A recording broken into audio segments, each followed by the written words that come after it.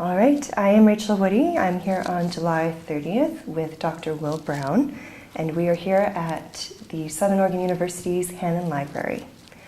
And my first question for you is, why wine, or how did you get into wine?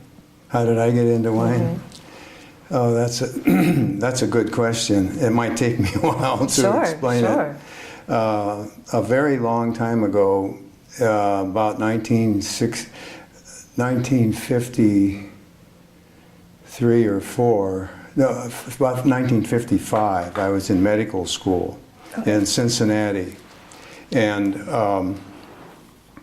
I had a professor who I worked for. This was in the Children's Hospital of Cincinnati. Mm-hmm. And he was a world authority in pediatrics, but he was also a great wine lover.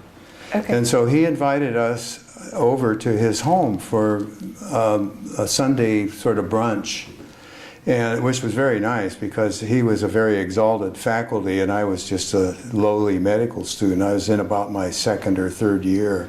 Okay. And he served us wine. And I had almost no experience with wine up to that point. I'd had some, but not. And this was in Ohio, you know, where wine was not very commonly consumed. Mm-hmm.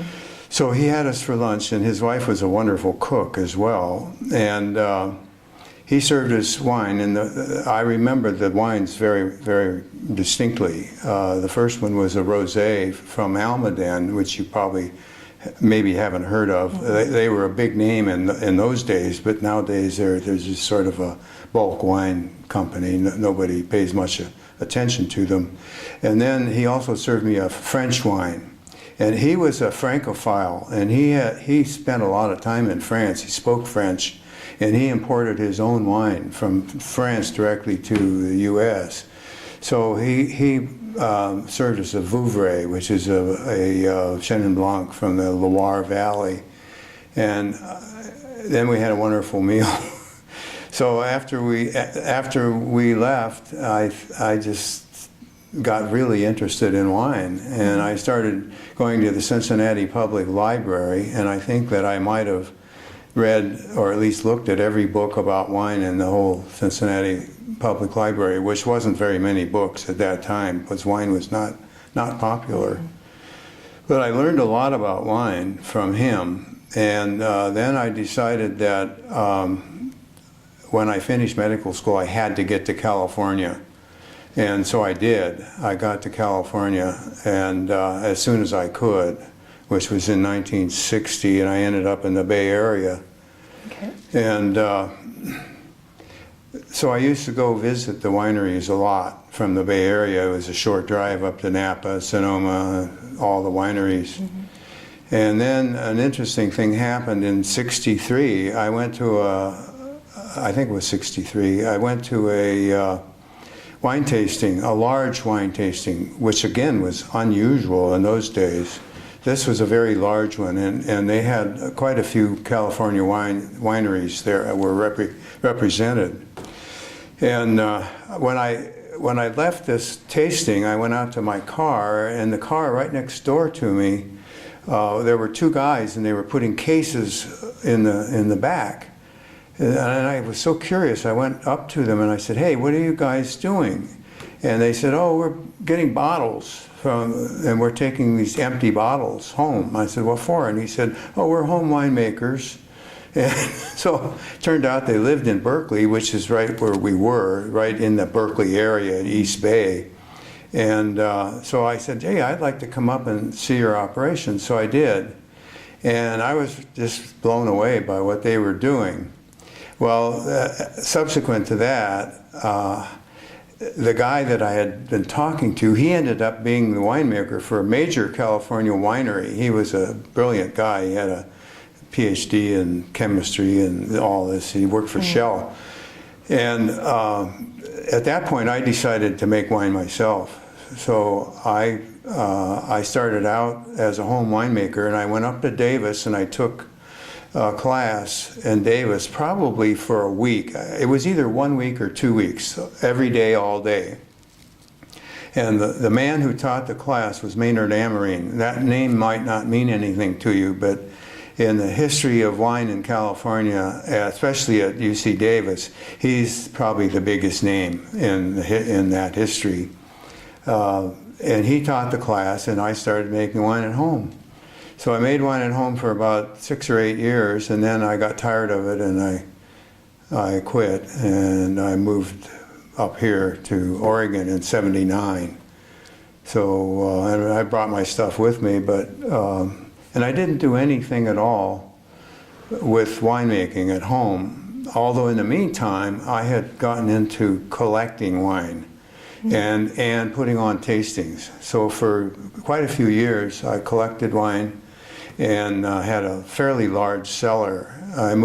When I moved up here, I brought about 700 bottles of wine. That's not a huge cellar, but it's big enough. Yeah, and then I also started a wine tasting group up here, which went for several years, and so at least that brings us up to the time here, and then you may have more questions, and I'll go on with it. All right. What brought you to Oregon? Well, mainly I wanted to get out of California. We lived in the Bay Area and in the East Bay, and it was so congested there and crowded. Everything was congested. I mean, you went to everywhere you went, you had to wait. Freeways were congested. Everything was congested, and I'd always liked the idea of Oregon. But I'll have to tell you more specifically what prompted me to move to Oregon. This was in 1963, I believe. No, it could have been later. It was probably more like 1967. I think that's when it was. I was an obstetrician, gynecologist, and I was working at Kaiser Hospital in Walnut Creek. And one night I was on call. We had to take call about once a week, and I was on call, and a couple came in to have a baby. She was in labor. Well, it turned out it was Dick Erath. Yeah, and so we got to talking about wine. I don't know how, because I didn't know him and he didn't know me, other than I was the doctor and his wife was the patient. So, but we got onto wine, and it turned out that he lived in Walnut Creek, and he had a small vineyard in Walnut Creek. And he told me that he was going to move to Oregon. And I said, oh, I said, you're crazy. I said, you can't go to Oregon and make wine, grow grapes and make wine. It's too cold, it rains all the time, you can't do that. He said, oh no. He said, I've got some wine at home that I made from grapes that grew in Oregon. Well, it turned out that Dick, and you may know the story already, Dick had been to a class at Davis, and he met Richard Sommer there. And Richard told Dick his story, and he said, why don't you come and get, I'm paraphrasing, why don't you come and I'll give you or sell you some grapes, and you can take them back and make some wine. So Dick got some Riesling from Richard, and he made this wine. So he said, I want you to taste this wine. So a week or two later, after the delivery, I went to Dick's house, because I lived nearby. I think at that time I was living in Walnut Creek. And I went over to Dick's house and tasted the wine. It was wonderful. It was a Riesling, a dry Riesling. It was really good. So about, I don't know, within a month or two, Dick left and he went to Oregon. And of course, you know the story. I'm sure you've read the story. If you've read the book, The Boys Up North, you know the story. And so over the years, I have kept in touch with Dick. Not a lot, but just enough that he always knew, he always remembered me. I mean, there was never a question about that. And every couple of years, I would go up there and I'd see him, or I'd see him at a meeting or this or that. So when it came time for me, I wanted to get out of California, and I thought, boy, Oregon is the place to go. And I came up around somewhere around, I don't know, mid-70s, and I toured all over Oregon to see if I could find a place that I would be happy with. And I ended up in Ashland, and I also needed to make a living, you know, so I found that Ashland was a town of 18,000 or 20,000, that there was no gynecologist here. And no OB. There was OB, but it was being done by general practitioners. So I loved Ashland. I mean, it's a beautiful town, and it reminded me a lot of California. Ashland's very California-like, and there are a lot of California people who live in Ashland. So it wasn't much of a transition to come from California, Bay Area, to Ashland. It's much more of a transition to go to McMinnville or the Northern Oregon, because that's a lot more like someplace else, you know. Anyway, so Dick, I don't know that Dick even knows this, but Dick was kind of instrumental in me coming to Oregon, and I'm still in touch with him. He's my friend on Facebook. Wonderful. So, yeah. Oh. Yes, Dick Erath is actually the one that made sure that we had your name on this list for the project. And so he's definitely... Dick, yes, I kind of figured that, yeah, because he knows my interest in, and I've interviewed him, you know, I've done an interview with Dick, not really an oral history, but an interview, yeah. And I've corresponded with him. We're on emails, you know, you know. So when you came to Ashland, you reestablished your practice. When did you start getting back into wine? And I believe you also made in wine. 1999, I think it was 99. Okay. I got a call from a man, a lawyer that I knew, a retired lawyer, and he told me, and he lived over on the other side of the freeway. And he told me that he and two other people, both of whom were retired physicians, were going to make wine at home. And he wanted to know if I would be interested in joining them. I didn't know these people very well, but I did know them. I had met them fairly recently. So I said, oh, sure. I said, did you know that I used to make wine at home? And he said, no, I didn't know that. So we started making home wine in 1999 over there in a home, in a garage on the other side of the freeway. Well, we did that for, let's see, 2001. I did that for 3 years with them. I always call them the boys. There were 4 of us, and there were 3 doctors and this attorney, and we were all retired. So we started making wine, and it all started coming back to me, you know, how to make wine properly. And then in about 2002, I decided that I'd gone as far as I could with home winemaking. There are a lot of drawbacks to home winemaking. You can make good wine, but there are always technical problems that you can't cope with in a home winemaking unless you spend a lot of money to buy really decent equipment and set it up right. You know, set up your little wine space for it with lots of water, lots of hot water, and so I decided that I'd like to somehow get involved in professional winemaking. And so I contacted Sarah Powell. And I had known Sarah Powell. I had met her a number of times. So I contacted Sarah, and I asked her if I could come and work with her. She was the winemaker at Forest at that time, Forest Winery out in the Illinois Valley.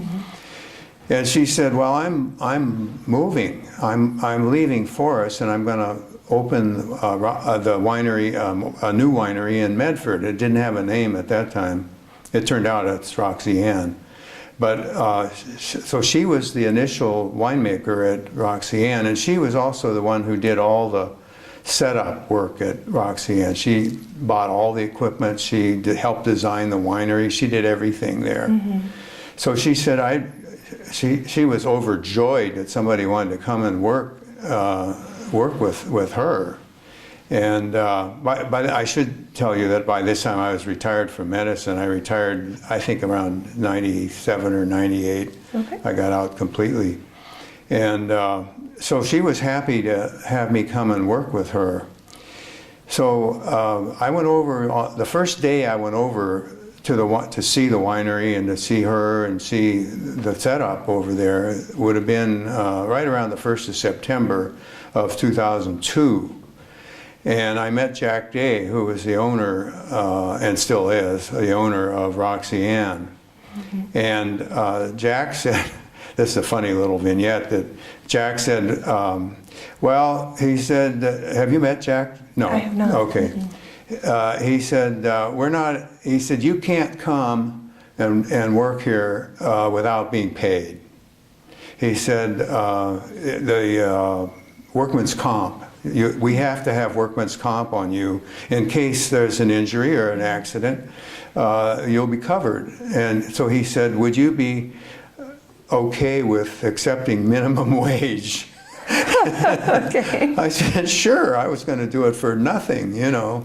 So minimum wage was more than nothing, and I figured it would, you know, buy me something, and it eventually did. So I went to work for minimum wage, and for the first year of what became Roxanne. It wasn't Roxanne at that time. I can't remember what we called it. Hillcrest, I guess, but Hillcrest is already a name this was in the Hillcrest Orchard in Medford. Oh, right. Well, we couldn't name it Hillcrest because Hillcrest was Richard Summer.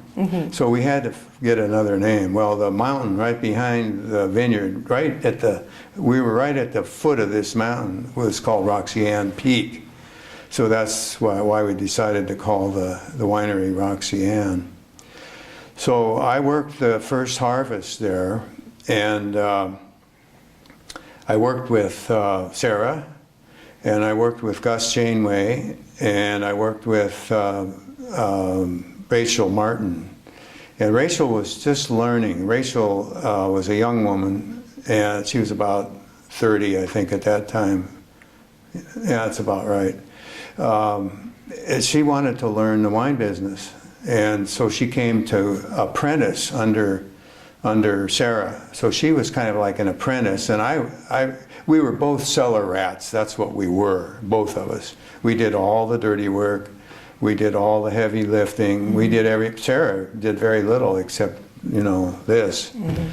And Sarah was good. She was really good. She was a very good winemaker and had a good reputation. Everybody knew her. So so that's how I got started in professional winemaking. And meanwhile, I started taking classes at Davis by distance learning. And I took one or two in the early 2000s. I took one on introduction to wine, then I took one on winemaking.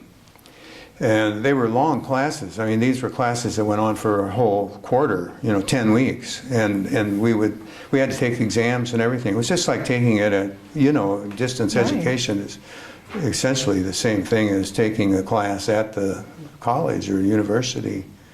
So,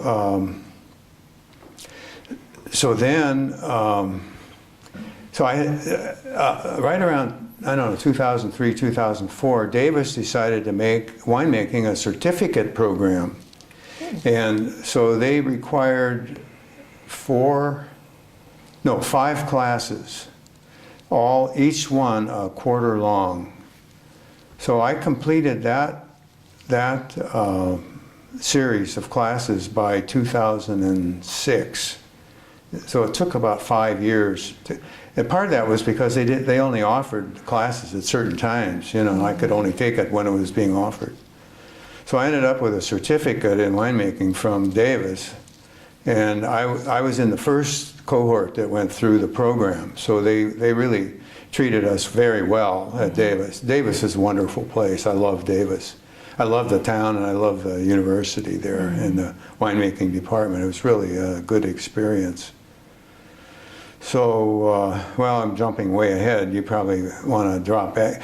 Maybe I'll fall back and go back to 1999. Okay. And tell you that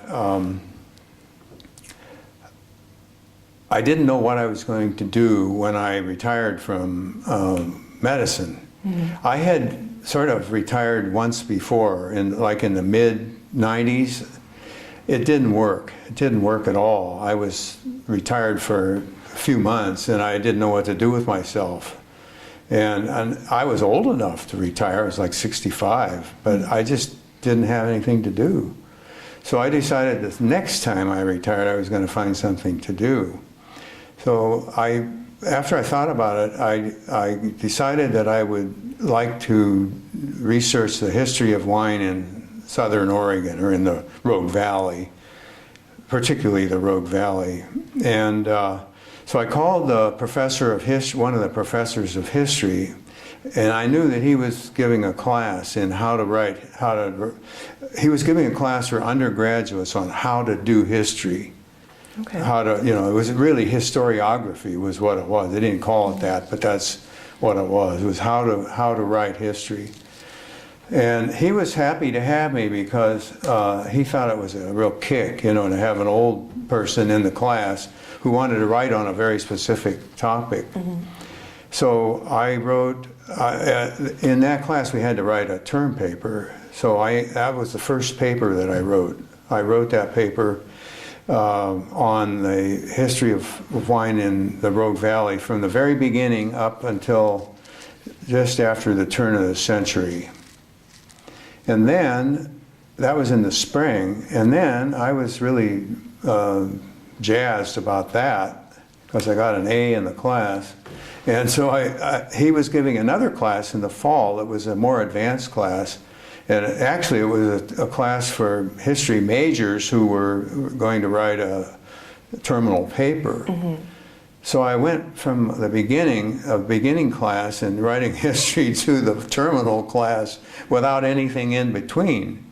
But it worked out just fine. I wrote another paper on the history of wine in the Rogue Valley from about 1900 to about 1970. Which was a dead period. There wasn't really anything going on, but I managed to find enough things to write about that I wrote another paper. Then, let's see, that was still 1999, and that was about the time that I started making wine at home. And so by the year, and then in 2003, I took another class in history, so that was let me back up a little bit. In 2001, I took the class in oral history, and I interviewed for the term paper in that class. I had to do a complete oral history, and I did that on one of the wine growers in the area, a guy named Dunbar Carpenter. He's a big name in the Rogue Valley, mostly in the pear business, not in the wine business, but I interviewed him. And then in 2003, I took another class in history, and it was on the history of, it was either the history of Jackson County or the history of Southern Oregon. I think it was the history of Southern Oregon. And I wrote the third paper. And then about a year later, I took another class, not in history, but in climatology from Greg Jones.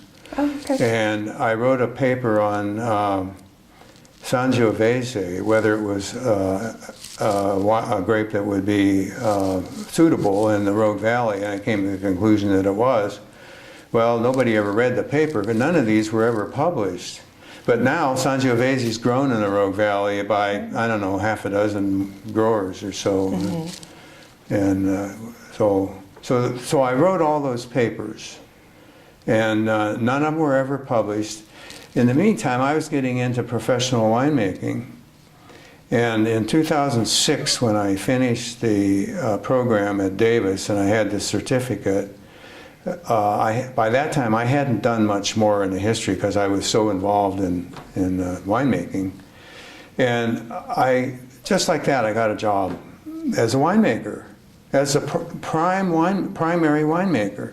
This was at Agate Ridge out in Eagle Point. They were a startup, and Linda Donovan had been the winemaker there. And Linda left, and they were on very short notice. I started there on August 1st, I think, and we crushed the first grapes on August 31st. So I had a month to orient, and so I stayed there 2 years as the winemaker. And it was a great experience, but I finally left there, not because I didn't like it, but because it was a lot of work. It was a lot of hard work. I had a great assistant guy that helped me, my cellar rat. I called him my cellar master, but and he was a great help. And that's how I got through the 2 years. But physically, it was very hard on me. Mm-hmm. So I left after 2 years, but I'm still in contact out there. It's still one of my favorite wineries is Agate Ridge. So. What was the name of your cellar master? Sherman Lamb. Sherman Lamb. Yeah, and Sherman, ironically, was a guy. Sherman had owned at that time, he owned a vineyard in Talent, a fairly major one, like 20 or 25 acres. Mm-hmm. And Sherman was the one who had originally introduced me to Ted Gerber at Forest and to Sarah Powell. And so when I took the job at Agate Ridge, Sherman came, we had dinner, Sherman and I had dinner because we were close friends. And he said, I'd like to come and work with you at Agate Ridge and learn to make wine. So he did. And he stayed for 2 years, and then they had to let him go because they were having financial problems and they couldn't afford to have 2 people being the winemaker. Even though I told her when I went there that I didn't want to work full-time. I would only work part-time. That was fine with her, mm-hmm. the owner, Kim Kinderman. And so when Sherman and I were working there, I was working just a little over half-time probably, and Sherman was working about the same. So we added up to one person. But I think there were other problems that I won't go into between Sherman and Kim. In any case, Sherman, unfortunately, and then he went through the program at Davis. And unfortunately, he's never gotten a job in the wine industry. He's still not in the wine industry. So I don't know where that's going to go, but he's still a friend. Mm-hmm. And you started at Agate Ridge, was that 2004? And what? At Agate Ridge, what year did you start? Say 06. And I did the vintage of 6 and 07. Okay. And then Kylie Evans, who had been the winemaker at Abasella, mm-hmm. came after me.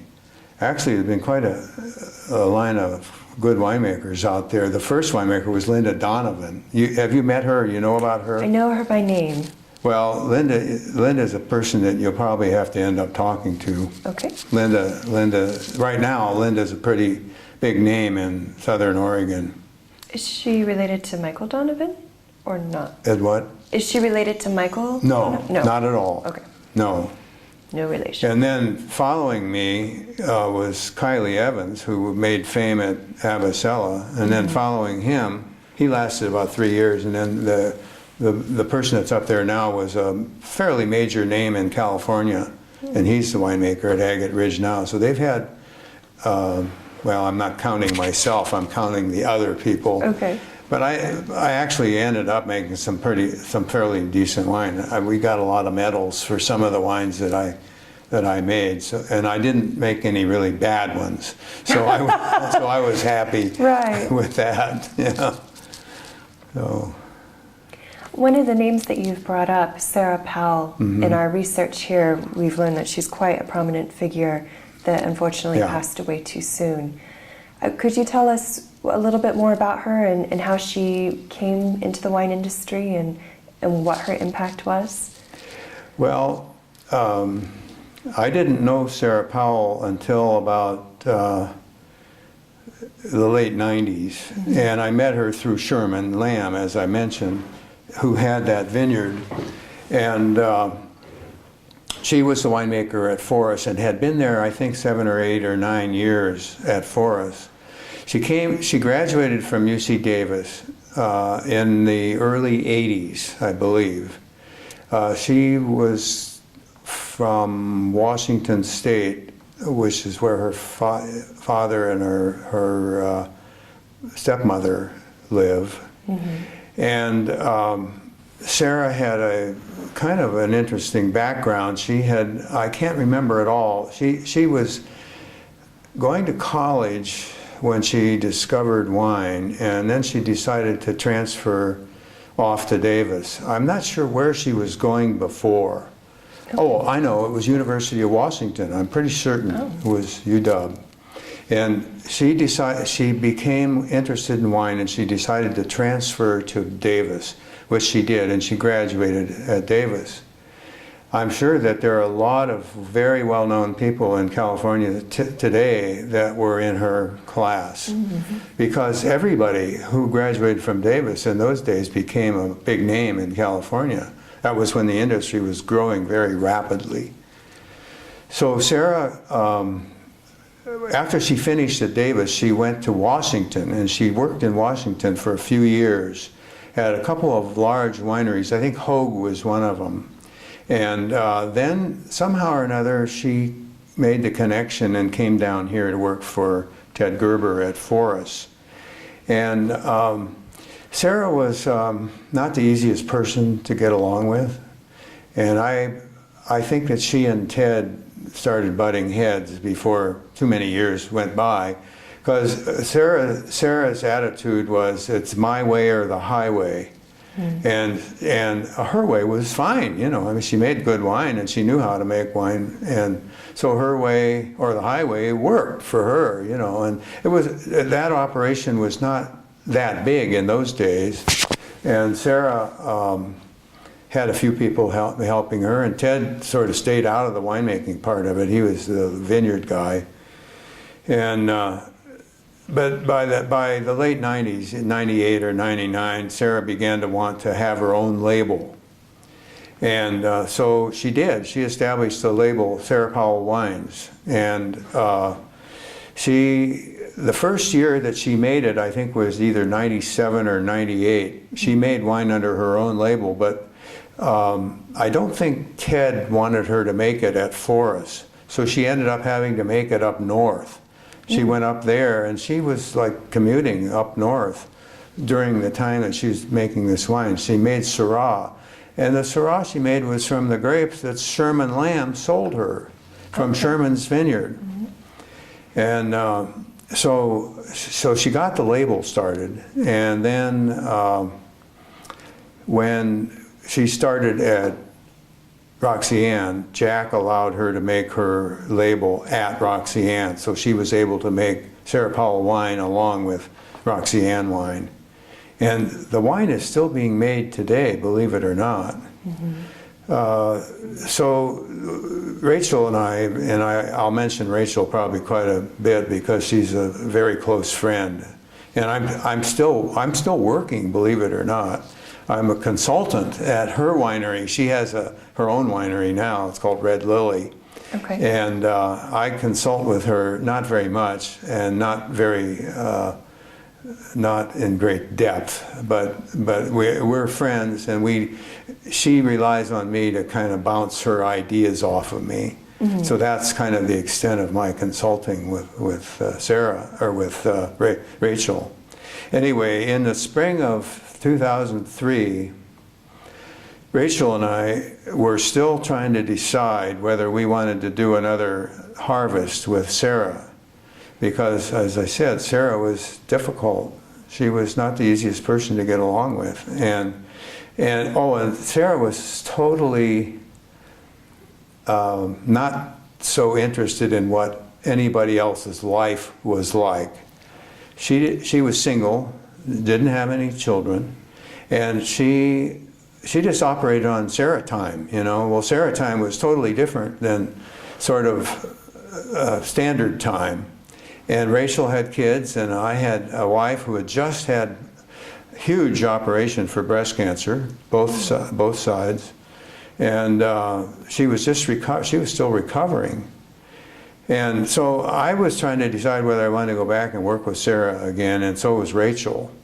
Well, about June of 2003, Sarah told me, I was still working a little bit up there. I mostly worked the harvest and not the off season. Sarah told me that she was not feeling well, that she had this chest congestion and she was just not doing well.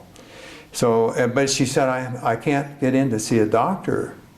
So I said, no, not to worry, I'll get you in. And so I did. I got her in with a doctor here in Ashland. So he told her that she had bronchitis or something, chronic bronchitis, and he started her on antibiotics. She didn't get any better. So after a short time, a couple of weeks maybe, or a month at the most, what did he do next? Oh, he got a chest x-ray. Well, he might have gotten that early in the game, but he didn't. In any case, he finally got a chest x-ray and it showed a mass in the chest. She had lung cancer. And it was the kind that people get who don't smoke. Oh. It was not due to smoking. She had never smoked in her life. It was either due to some environmental component, right, or it could have been, I don't think it was secondhand smoke. I just don't know. Nobody knows. But it was a different kind of cancer, the kind that you don't get from smoking. Well, it was really bad news. And she decided at that point, she went to see some local oncologists. And they told her that it was pretty hopeless. And they sent her up to Seattle for treatment. And she went through treatment up there. I think she had chemo and radiation. I don't think she had surgery. I'm pretty sure she did not have surgery. And then she decided to go and live with her father, who lived in Spokane, which is, clear on the other side of Washington. So she went to Spokane, and she died in February of 2004. During the harvest of 2003, it was pretty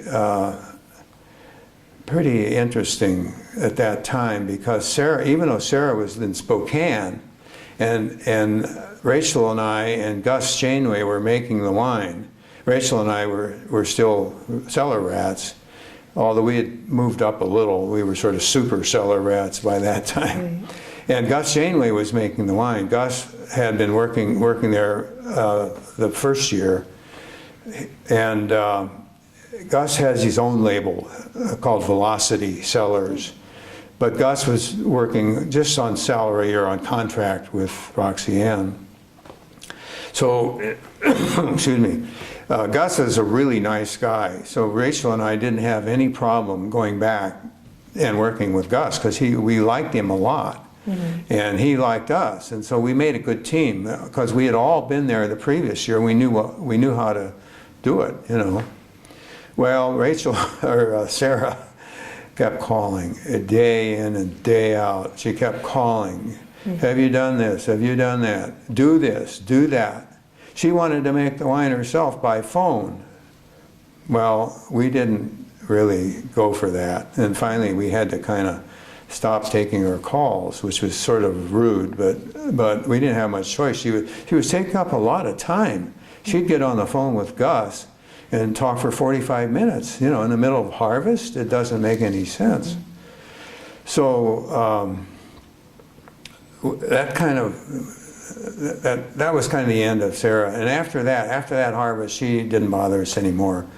And then she died in the fall. Well, after she died, maybe I was feeling guilty, but I felt that somehow there should be a tribute paid to her for her work and for her status in the industry.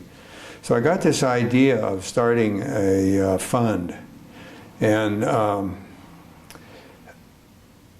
I had, maybe Mary Jane told you this, but I'll back up just a little and tell you that I had done my research in the library for all the papers I wrote, and I found the wine library here somewhat wanting. It wasn't very large. A couple hundred books was all. And somewhere, and I can't remember exactly when it must have been around 2001 or 2, I became aware of a collection that was available for sale of wine books in California. And this was through the Wayward Tendrils. Have you ever heard of the Wayward Tendrils? No. You ought to. You should go to their website. Wayward Tendrils is a quarterly journal for lovers of wine books, and it's run entirely by Gail Unzelman, and it's been going on for a long time, like 20 years or more. And I was a member of Wayward Tendrils because I had a moderately large collection myself of wine books, maybe a couple hundred by that time. So anyway, I decided that this wine collection was a collection by a well-known person, a wine writer. And I think he was a winemaker too, but he was a wine writer. He was better known, I think, as a wine writer. Bern Ramey was his name. So I came and talked to the people here. I thought maybe they would buy the collection. No, wrong. They didn't have the money. They didn't have any money to buy the collection. Mm-hmm. So I said, well, what if I bought it and gave it to you? And they said, oh, that would be wonderful. Yeah. So I did. I bought the collection. And there was about 560 or 70 books in the collection, some of which they already had, but it was a big collection. And it was a good collection, too. They were good wine books. So I even drove down and got it. It was down in Santa Rosa, California. I went down there and got it and brought it back and gave it to the library. And so then, a year or two later, a friend of mine died, and he lived locally, and he was kind of a wine nerd. He had been a collector, and he had a lot of wine books himself. He had something like 200 wine books. Mm-hmm. Well, nobody knew about what he had except me. Mm-hmm. So and the executor of his estate was a friend of mine. So I said, I'm going to buy all those wine books. So I did. I got them for like 10 cents on the dollar. Mm-hmm. I bought about another 200 books of wine and gave it to the library. And I had also given about 150 or more of my own books to the library. Right. So now we have over 1,000 books here on wine in this library. Mm-hmm. And well, anyway, to back up, I started what we called the Sarah Powell Tribute Fund. And that was a fund to buy books for the library here. I thought that would be a good tribute to her to have a wine library with books that had her name in it on the frontispiece. Right. Yeah.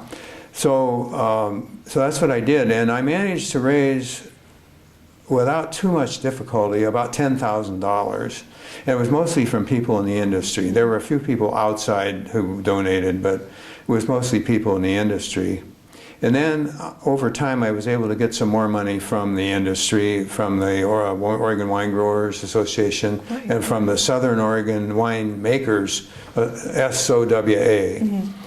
I was able to get some money from them, but very grudgingly. They didn't give it very willingly, but I probably got about $2,000 altogether from them.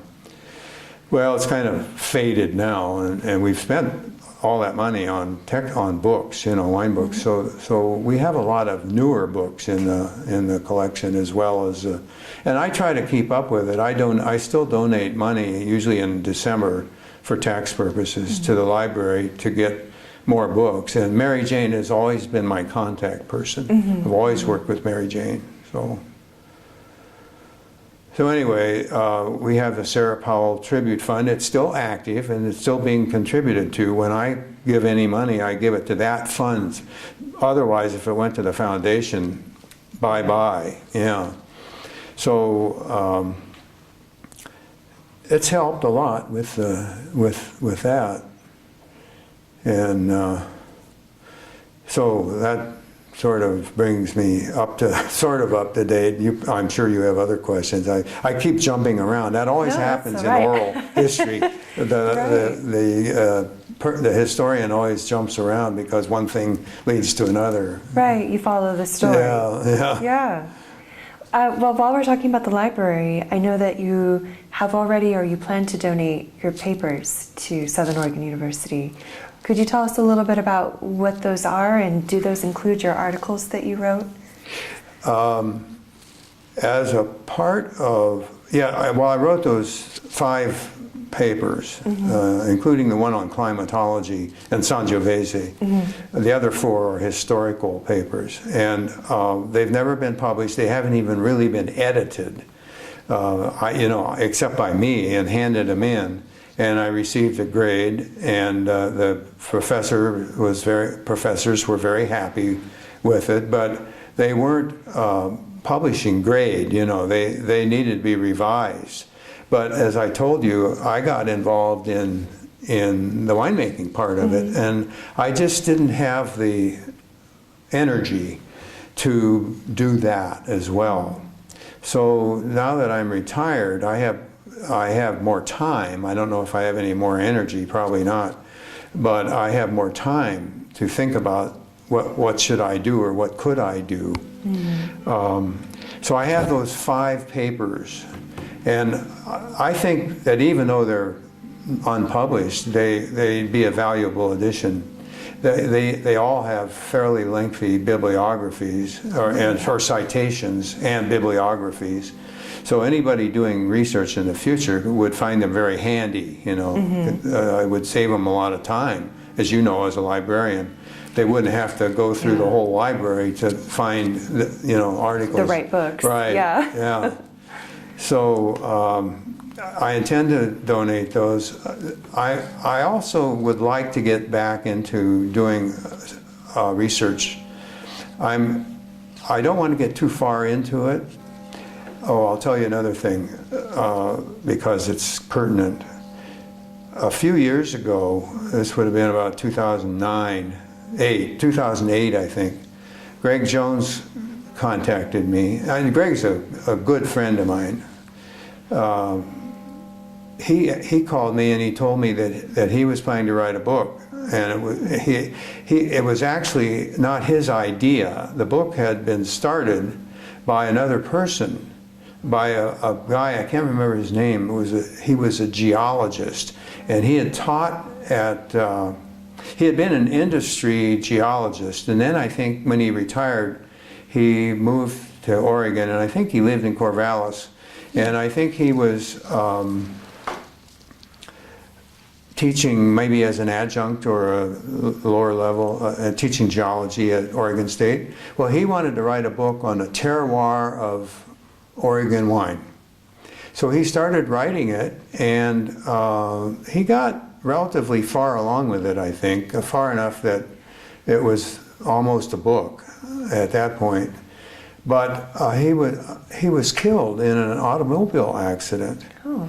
Yeah, and so this book was underway, and I think there was an agreement with the Oregon State University Press to publish it. Well, they contacted Greg, and they asked Greg if he would finish the book, even though Greg's not a geologist, but he's had geology in his training. And Greg, of course, as you well know, is one of the best known names in the wine scene in Oregon. And so Greg said that he would try to finish it, the book. Well, so he took it on, and he called me, and we had lunch, and he asked me if I would be willing to write or do research on the history part, because he wanted to have an introductory chapter that would cover the essentials of the history in Oregon. So I said, okay, that was great. I was very happy to do that. So I started working on that, and I worked on it at the end of 2008 and then into 2009. And I spent a number of days up in the valley, and I talked to people that I knew up there, which weren't very many. Dick Erath, you know, and a few other people that I knew from somehow or another. Mm-hmm. Well, I did, again, I didn't really write a paper, I sort of wrote my thoughts. Part of it sounds like it's part of a paper, but some of it's just my ideas, you know. I wanted to get my ideas down on paper. Mm-hmm. I think I wrote 40 or 50 pages, double space, not double, 1.5 space. And I have that too. That's on my computer, and I've never printed it. It's on my computer. Well, I turned in what I had to Greg. There might have been some lack of communication. I wasn't sure what Greg really wanted. And I also figured that he would probably edit it himself and put a lot of it into his writing style, so that the whole book would be Greg Jones. I wasn't even going to be considered one of the authors. He would acknowledge me in the foreword, but other than that, it was his book to be his book. So I gave him everything I had, and I gave him a CD. I printed off a CD and gave it to him. That was a couple of years ago, and I don't know what happened. The book, as far as I know, has never been published. And I haven't seen much of Greg lately, so I haven't had a chance to directly ask him why the book is not out there. But anyway, I have all that stuff, all that research.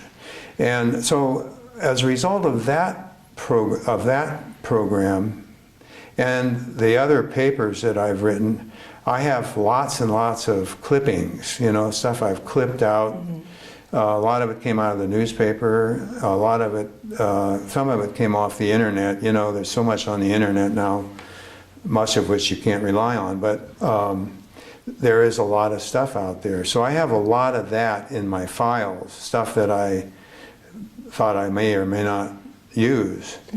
At one point, I thought about writing more of a book, you know, about the history of wine in Oregon, but I decided against it on the grounds that, on a couple of grounds. One was that I felt like I was too old.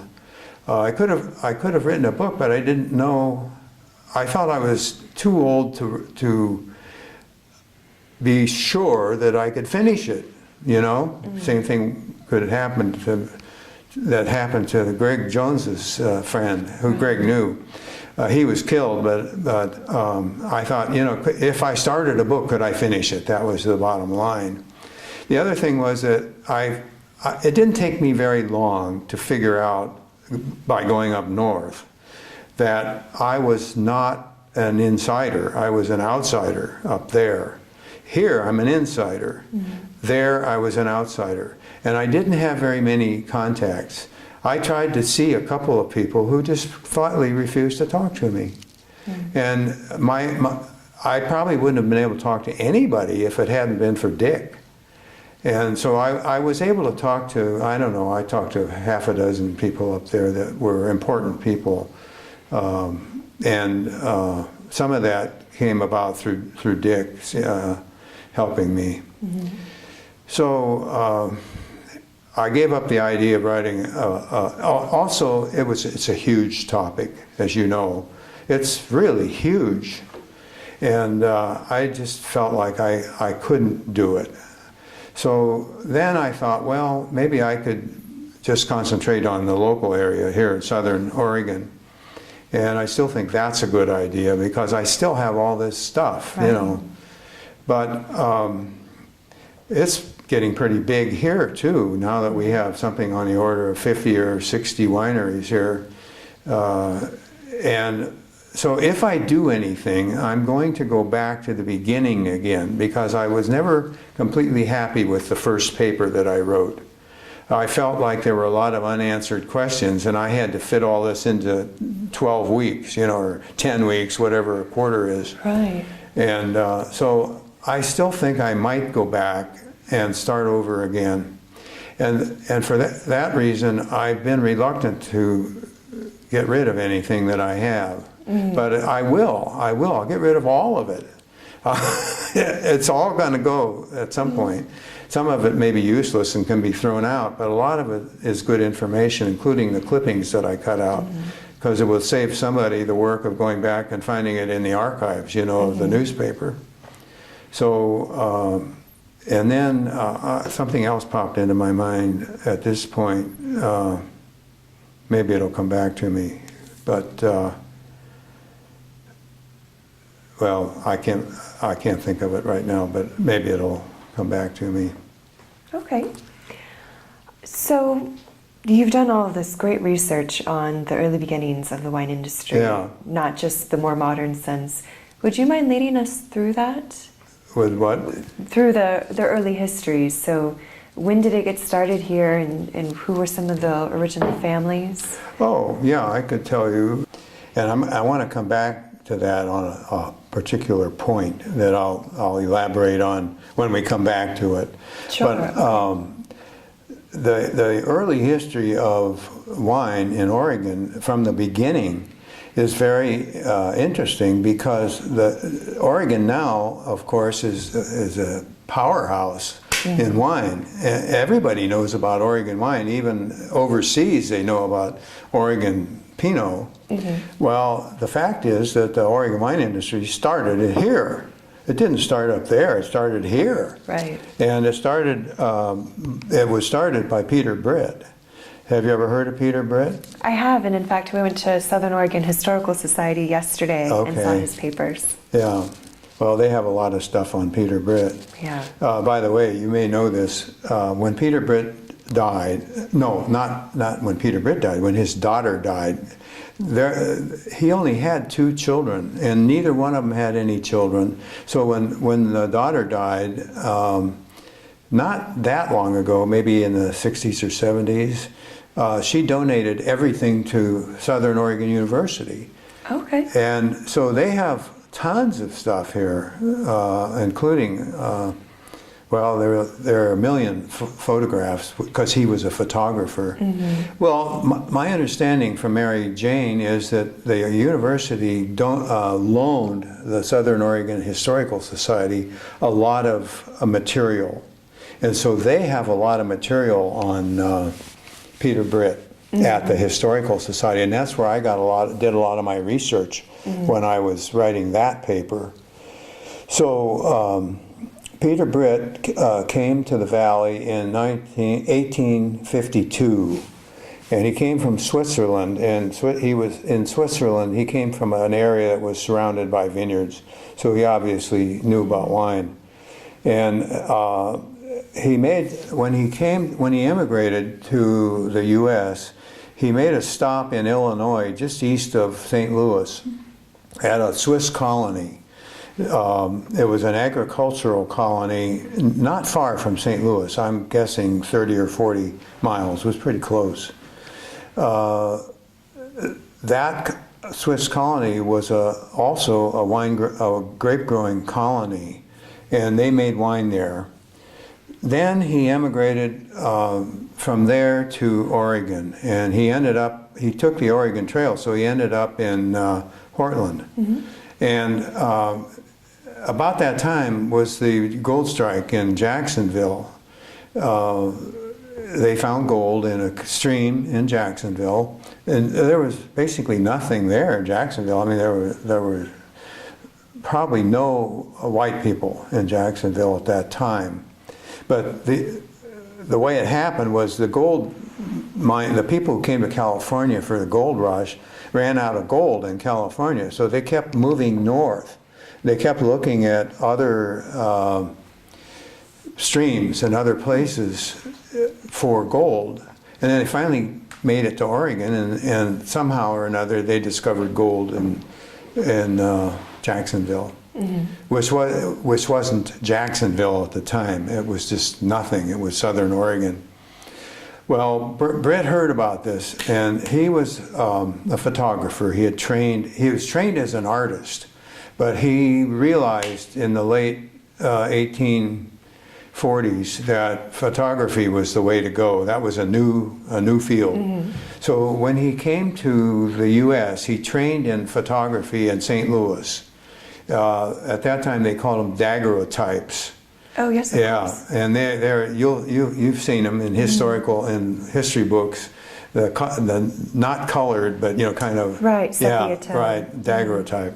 So he was a daguerreotype artist.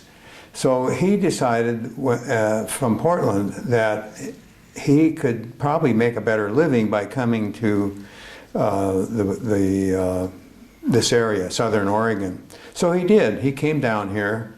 Well, I think there was some commerce at that time, mostly by horses, people on horseback and wagons moving from Portland south to various other places.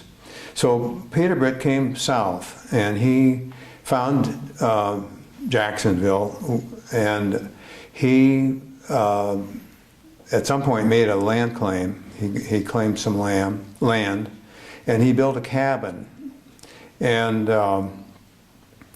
he set up his photography studio, and that's what he planned how he planned to make a living, was doing photography. Well, he was a very bright guy. He was really a smart guy, and he was also very interested in making money. And he found a lot of other interests where he thought he could make some money. And one of the things that happened was that they opened up a pack train trail, for lack of a better word for it, between Jacksonville and the coast. A new seaport opened up in Crescent City in Northern California, just below the Oregon line. And so commerce was coming by sea from San Francisco to Crescent City. So the people in Jacksonville decided that they wanted to get in on this, so they established a trail to go from Jacksonville over to the coast. Well, it's pretty far, and but they made up these mule trains, and they went over to the coast and with a pack of mules, and they would bring back material that had been brought to Crescent City by schooner from San Francisco. So Britt got into the pack business, and he ran pack trains for a couple of years, and he made a lot of money on it, because what he did, it was cheap to send material from San Francisco to Crescent City by boat, but it was very expensive to bring it in by pack train, because it took 10 days each way. And they had to have all these mules and everything. So Britt would go over there, and he would pay cash for merchandise that came into Crescent City, and then he would bring it back to Jacksonville, raise the price, and resell it. And of course the people in Jacksonville didn't have any choice, because they weren't near anything. They were so far away from everything. Even getting to Portland took forever. And so so he made a lot of money. Then he started buying land, and he bought a lot of land. He owned quite a bit of land in the Jacksonville area. Well, sooner or later, he decided that he needed to have a vineyard. So he got a hold of grapes, and that's one of the areas I don't know how he got them. That's a big question mark. But he planted the mission grape. Are you familiar with the mission grape? He planted the mission grape. Well, he could only have gotten that from California. And my theory, of course, is that he got it off the boat. He probably ordered it from a nursery. They sent it up on the boat to Crescent City, and he brought it over by pack train. Because as far as I know, mission grape wasn't available anywhere but California. Right. I mean, it was all over California. It was almost the only grape in California at that time. So he planted mission vines on his property. Well, his property today is the site of the Brit Festival, the music festival. And his house is gone. Everything's gone now, except all these wonderful trees that he planted. And so he planted a vineyard, and my best estimate of when he planted that was about 1855. He had been here 3 years at that time. And that would have given him plenty of time to get the vineyard in the ground. Oh, also, wild grapes, Vitis californica, were growing all over the place. They're still growing all over the place. You can go out here in Ashland and find Vitis californica today. Okay. Well, they were growing like crazy in those days around Jacksonville, around the streams where there was water. And Britt hypothesized that if the wild grapes were doing well, he thought that the cultured grapes would do well. Well, they thought that in the East Coast too, but it didn't work. It didn't work at all. And in fact, the East Coast everything died. So Britt felt that he could get grapes to grow, which of course he did. He managed to get these cuttings. I'm assuming he got cuttings. He may have gotten rooted vines, but he probably got cuttings. They would be much easier to transport, and it would have been a piece of cake to buy cuttings in California, have them shipped up on the schooner to Crescent City, and then bring them over. So I think he planted them about 1855, and then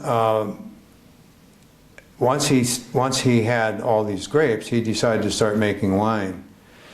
Well, you have to remember that in those days, a lot of people made wine at home, particularly if they were from Europe, because they were used to it. And so they would plant some grapes, they'd get a hold of some vines and plant some grapes, and when they got their grapes, they'd make wine from it. There wasn't much else they could do. They could either eat them, make jelly, raisins, or wine. So Britt decided to make wine, and so he made wine from Mission grape. Well, we don't know how good the wine was. It was probably terrible, but he made the wine, and he eventually, when he built his house, he eventually built a wine cellar into the house on the low level. And there are pictures, and I'm sure you've seen them, of Peter Britt's winery and his equipment. And he eventually had room for about 3,000 gallons of wine in his cellar. Now that doesn't mean that he made 3,000 gallons every year. It just means that that's how much he could store.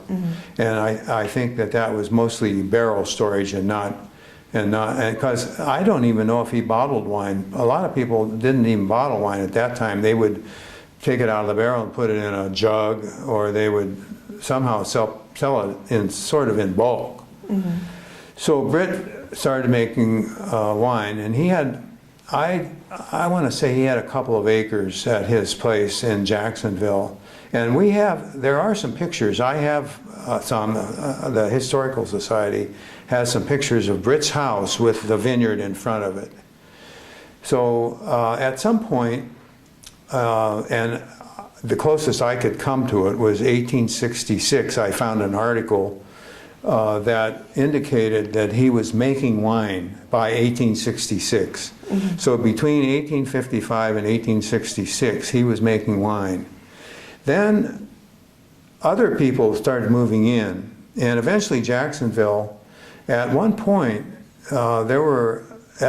Jacksonville was the largest city in Oregon. And this was as a result of the gold mining industry and the agricultural industry that followed it, because you can't have people living somewhere without eating. So they started planting wheat and doing, trees, and so they ended up with a fairly large agricultural community. The original name of Jacksonville escapes me, but it was something like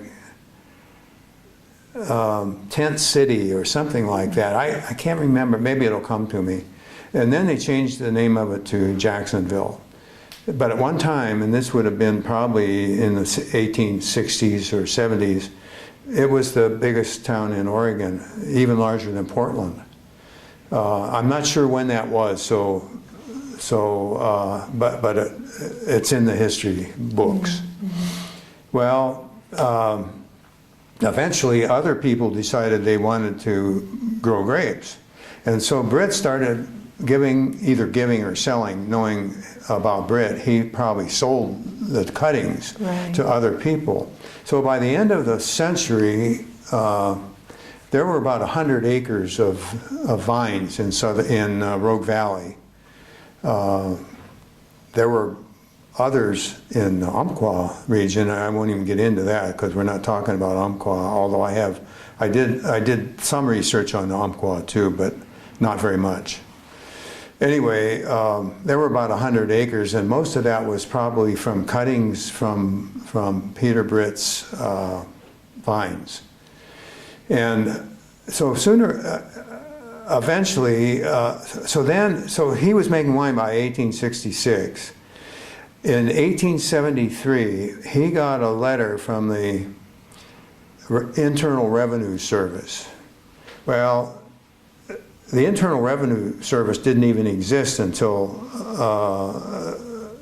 in the 1870s. They had to raise money to help pay off the Civil War. And so they started taxing wine that was for sale. They taxed everything. They taxed whiskey and rum and beer as well. So they wrote him a letter, and they said that they were aware that he was selling wine. And he got mad, and he told them that he was just selling it to his friends, and that he wasn't really in the wine business, and they wouldn't accept that reason. And so he at that point he gave up. He tried to overturn their ruling, but he couldn't do it. It was law. Right. He had to pay the taxes. So, and now this is another area that I'm really weak on, because I haven't been able to find anything. I'm sure it's out there. All I have to do is find out where I can find it. Mm-hmm. But there's a whole story around that, around this challenge by the Revenue Service. It wasn't called the Internal Revenue. It was just called Internal Revenue at that point. It wasn't the Internal Revenue Service. Mm-hmm. So it was the Internal Revenue. Well, then, so he decided that if he was going to have to pay taxes, he might as well make money on his wine. So he did. He started selling it to everybody, anybody. There were a lot of saloons in Jacksonville. There was also, sometime in the 1880s, the railroad was completed between Portland and San Francisco. In fact, it came together right here in Ashland. Wow, okay. You know, they were working this way. They came down from Portland and up from San Francisco, and when they met in Ashland, it was completed. So at that time, he was able to ship wine, and he was able to ship it north or south. He probably mostly shipped it north. One of his biggest customers was the Catholic Church, and there was a person named Father Blanchet, who was the prelate in up north. He was actually, there's a little town up there. What's that town? Not far from McMinnville. Dayton? Dayton? They have a very early Catholic history. Well, maybe I'll think of that too. It's in my paper. Father Blanchet wanted to buy communion wine for the church and for the whole state, and so he bought wine from Peter Britt.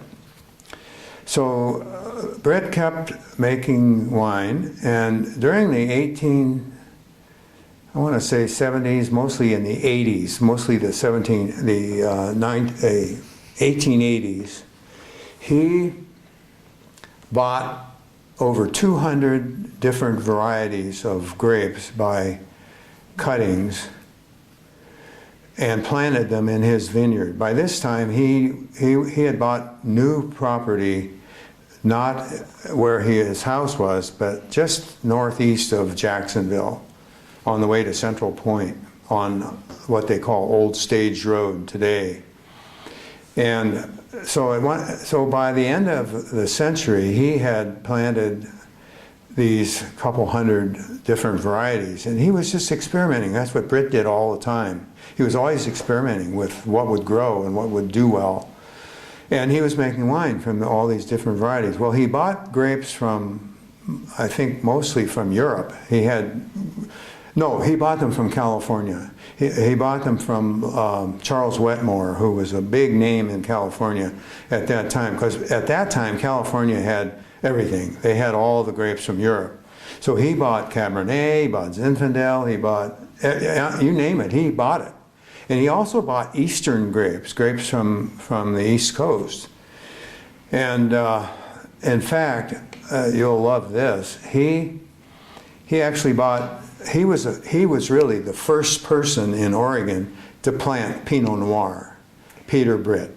It was not Richard Summer. Right. It was not Charles Curry or David Lett. It was Peter Britt, and it's documented. We have proof that he imported a grape called the Franc Pinot.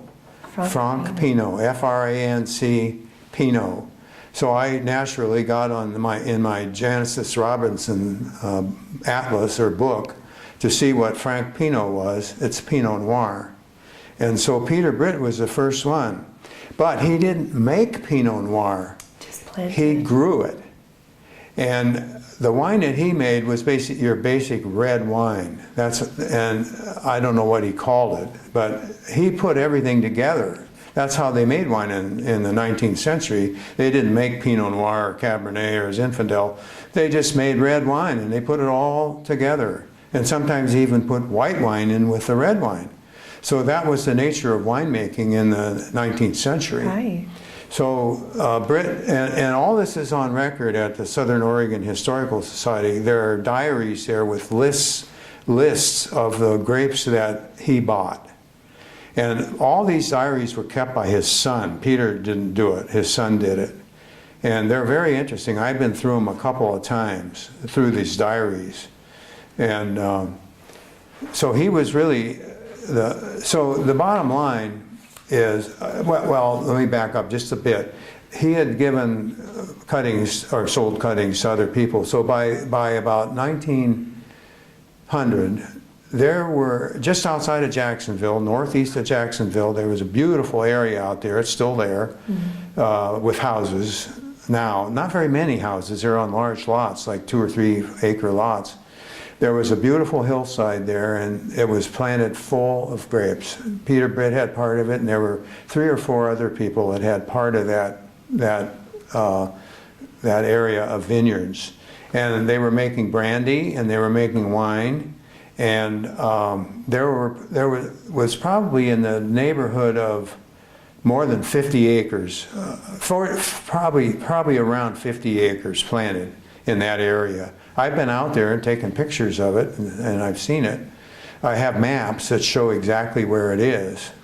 And so that basically was the beginning of the wine industry in Oregon. And for some years, Peter Britt was the only one that was making any wine. Mm-hmm. Now, the history in the Umpqua is equally interesting, and it's another story. As I said, I've also written a brief history of wine in the Umpqua from material that I got from the Historical Society up there. But it's by no means exhaustive. It's just a, I don't know, 3, 4, or 5 pages is all it is.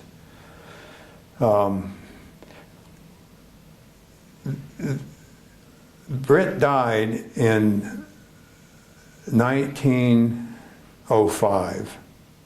He had gone on a trip to Portland, and when he came back, he caught a cold, and it went on to his chest. Mm-hmm. He died of pneumonia, probably. And his son apparently didn't really care that much for the winery, because as soon as Britt was gone, his son quit making wine. There was no more wine. And they sold wine for 2 more years until 1907. But he never started up the winery after his father died. Well, around this time, there was a lot of prohibition sentiment going on in the whole country. In fact, Oregon Territory was the first place in the country that passed a prohibition law, 1844. That was repealed 5 years later. But in 1914, they passed another one, which took effect in 16, and you know this. So between the death of Britt and the lurking prohibition, and Oregon was a pretty conservative state. You know, there were a lot of church people here, a lot of religious activity in Oregon against drinking, you know, and prohibition activity. So it was no surprise that they passed a law in 1914 to prohibit all alcohol. And so they did. And so that period was a really dead period. And of course, then the whole time of Prohibition, nothing happened at all. Some other states, notably California, sold grapes during Prohibition to home winemakers because it was legal. The Dorners, have you heard that name? Yes. Dorners. The Dorners sold grapes during Prohibition to home winemakers, but as far as I can determine, they were the only ones in Southern Oregon who were able to sell grapes during Prohibition. Not that you had to be able to, you just had to have a vineyard and people interested in buying it. And there might have been some of that going on in the local area, but the whole industry just dried up. And also, I have speculated in my second paper that by the time Britt died, there was phylloxera in Southern Oregon.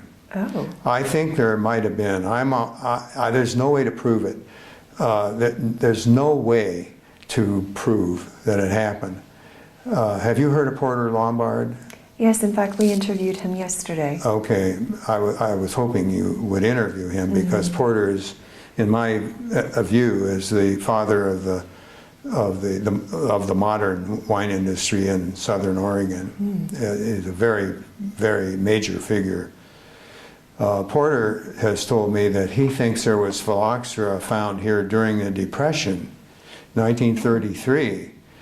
And so I got to thinking about it. I wrote a fairly long piece about that in my second paper. I wrote 2 or 3 pages about phylloxera. And I feel certain that phylloxera came in either through Peter Britt or through another person named A.H. Carson. A.H. Carson was a person who came from the East, and he brought vines with him. He was more interested in being a nurseryman, and he established a property out in almost to Grants Pass on the same highway that you take to go to the Applegate. You keep going, you end up in Grants Pass. Just before you get to Grants Pass, in a little near a little area called Murphy, that's where his property was. And he grew and sold grapevines and fruit trees and all sorts of things like that.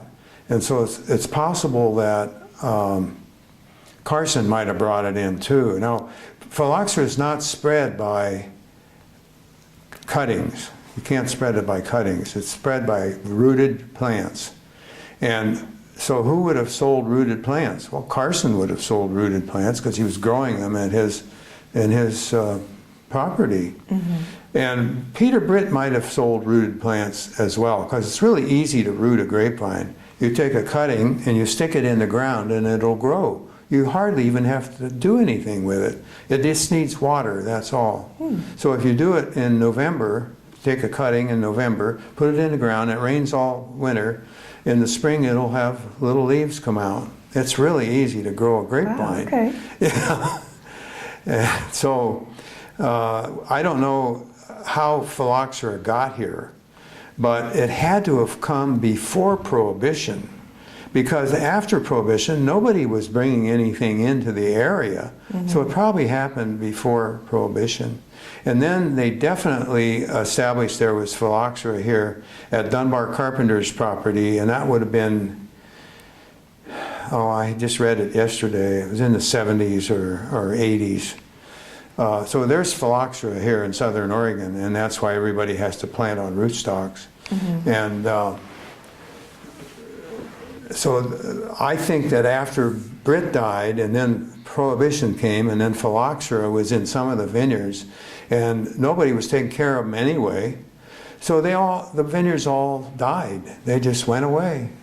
But in some cases, the phylloxera didn't go away. It still was able to maintain itself on some kind of roots. And so phylloxera has persisted to this day in southern Oregon.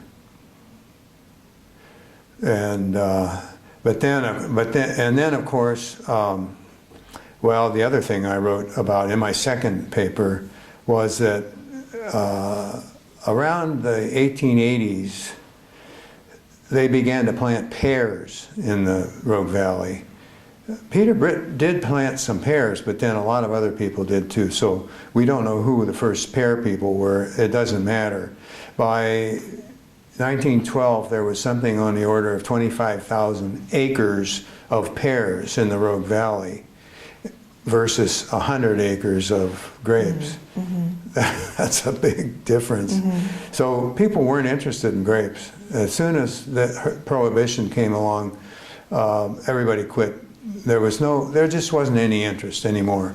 And then right after Prohibition ended, we were in the Great Depression, mm-hmm. and after that we were in World War II. So it wasn't until the 50s that there was any interest at all, even in California. And California did survive Prohibition, and the industry started up again. But by the time I took my first class at Davis, which was in 1962, Maynard Amering told us in the class that the production of wine in California, over 50% of it was dessert wine. In other words, port, sherry, muscatel, the kind of wine that who drinks those kind of wines. And it took about another 5 years before finally table wine exceeded the growth of exceeded the production of sweet wine. Mm-hmm. And of course, they're still making sweet wine in California, and it's still bulk wine, and it's still sort of low-end wine. But that never happened in Oregon. They're just, by the end of Prohibition, there were virtually no vineyards in Oregon at all, especially in southern Oregon. I really don't know of any in northern Oregon either. So what changed? What happened in the 1950s and 60s, at least in this area, or I guess when did wine production start again for Rogue Valley? I'm sorry, would you repeat the question? Sorry, yes, it was sort of a jumble of questions. Yeah. So there was virtually no wine production at all in this area? No, not in the Rogue Valley. Right. No. When did it get started again? And not until 1972. Okay. Yeah. And that's the topic of my third paper, which was the 70s. Mm-hmm. And what happened there was that, well, first of all, Porter Lombard probably told you some of this. Porter came to the Rogue Valley in the late 60s. Mm-hmm. Stop me if you've heard this story, because I got it from Porter, and he may have given it to you too. Porter came here in the late 60s to the Extension Center, mm-hmm. and he was the superintendent of the Extension Center. And he replaced a man named Chet Cordy, I believe that was his name, C-O-R-D-Y, Chet, and I think his first name was Chet Cordy, who had been there for years. And the Extension Center had been set up specifically for the pear industry, set up by OSU for the pear industry, because there wasn't anything else here. Apples had come and gone, and everything else had sort of come and gone. There were a scattering of peaches and plums and things, but it was 25,000 acres of pears. They deserved an extension agent. So that's what they did. They had extension service here. Well, Porter came in 68, I think it was 68. Porter was from Yakima, Washington, okay? Cordy was from the Napa Valley. So Porter at some point asked Cordy about the potential of the Rogue Valley for grapes. And Cordy said, basically, this is not the Napa Valley. Well, up in Washington, in Yakima, the Washington State University had an extension center in Yakima, or somewhere near, yeah, well, it was in the Yakima Valley, I'll say. I'm not sure exactly where it was. They had a guy, they had a professor who was running an experiment station there, and he was doing experimental plantings of European grapes, Vitis vinifera, in Washington. Nobody had done that. And he came over a few years after they grew the grapes and made some wine. They came to the conclusion that that part of Washington was really good for growing Vitis vinifera. So Porter got word of this, so he went up to see this man, and I can't remember his name either, but Porter went up to see him. And Porter also realized that the climate, since he grew up there, the climate in Yakima was virtually identical to the climate here. So Porter said, if grapes can do well up there, they can do well here, even though this is not the Napa Valley. And so Porter proceeded to plant an experimental vineyard at Hanley Road, which is where his office was. This is where the experiment station was, almost in Jacksonville. Do you know where Hanley Road is? Roughly, yes. Yeah, it's just before you get to Jacksonville from Medford. You turn right and it's not far. Okay. So he planted a vineyard. I'm not sure how big it was, probably close to an acre of grapes. And he planted all the routine grapes from California, Cabernet, Zinfandel, Sauvignon Blanc, Chardonnay, everything that they were growing in California, he planted there. And they did it scientifically. They made observations on the harvest dates, the numbers on the grapes, the sugar, the acid, everything they needed to know. And after several years, they came to the conclusion that grapes were very well suited for the Rogue Valley. And in the meantime, a few people had started to move in. And I have all this in my third paper. There were about 5 or 6 people that I considered the pioneers of the area. And most of them came in contact with Porter. And in fact, Porter gave me the names when I asked him. I interviewed him years ago, and Porter gave me these names of these original 5 or 6 people. And I contacted every single one of them, and I interviewed all of them. And all of them wanted to get into growing grapes. Some of them were already established here. They had farms, and they just wanted something different, so they decided to plant grapes. Some of them came in from the outside. Probably the leader of all these people was a guy named Frank Wisnowski.